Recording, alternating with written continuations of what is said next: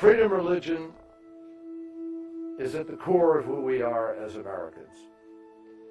It's been at the center of our very identity since the Pilgrims fled religious persecution and landed in my home state of Massachusetts. The right to believe in and practice a spiritual creed or not, without fear of government interference, is so central to the American identity that it is codified in the First Amendment of the U.S. Constitution as a way to promote human dignity and a robust civil society. The wide array of faiths that are exercised in the United States gives testimony to this ideal. More than 200 different religious denominations claiming membership of more than 146 million people.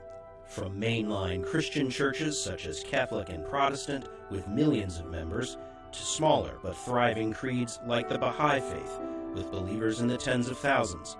Some number only in the hundreds, and new creeds appear almost yearly.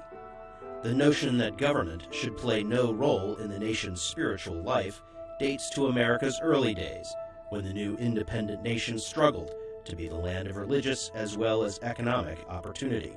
And though we are obviously far from perfect, and we know that, no place has ever welcomed so many different faiths to worship as freely as here in the United States of America. It's something that we are extraordinarily proud of. But freedom of religion is not an American invention. It's a universal value. Religious freedom, therefore, remains an integral part of U.S. global diplomatic engagement.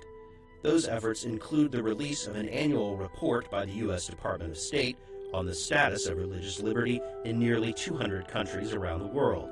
It documents the actions of both governments that repress spiritual expression by their citizens and those that respect it. With this report, I emphasize, we are not arrogantly telling people what to believe. We're not telling people how they have to live every day. We're asking for the universal value of tolerance